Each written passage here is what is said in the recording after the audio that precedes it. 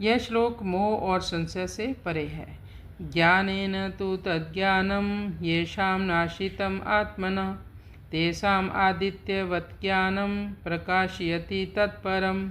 इस श्लोक का अर्थ है कि जिनका अज्ञान आत्मज्ञान द्वारा नष्ट हो गया है, उनके लिए यह ज्ञान सूर्य के समान परम तत्व को प्रकाशित करने वाला है।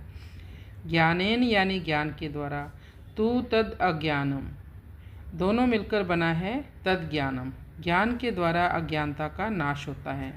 येषाम नाशितम आत्मना, जिसका अज्ञान ज्ञान के द्वारा नष्ट हो चुका है, उसका ज्ञान किस स्वरूप में है?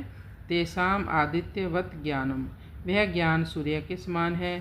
प्रकाशयति तत्परम, जैसे अंधेरे में कुछ पता नहीं चलता, सब कुछ एक समान दिखाई देता है, लेकिन जैसे ही उस कमरे में प्रकाश हो जाए सब कुछ स्पष्ट दिखाई देता है।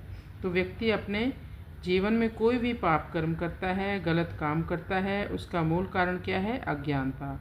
भगवान इस श्लोक में बताते हैं कि कैसे ज्ञान से व्यक्ति उस परम सत्य को पा सकता है। क्योंकि यह निष्काम कर्म योग का प्रसंग चल रहा है, यहाँ पर सीधे सीधे भगवान अपने बारे में कुछ नहीं कहते। तो कहते हैं कि कोई ना कोई ऐसा एक परम सत्य है, तो हमें उस परम सत्य को देखने का प्रयास करना चाहिए। तो ज्ञानेन तु तद्ज्ञानम येषां नाशितम आत्मना, क्योंकि पिछले श्लोक में भगवान ने कहा था कि अज्ञानेन आवृतम ज्ञानम तेन मोहयन्ति जंतवा।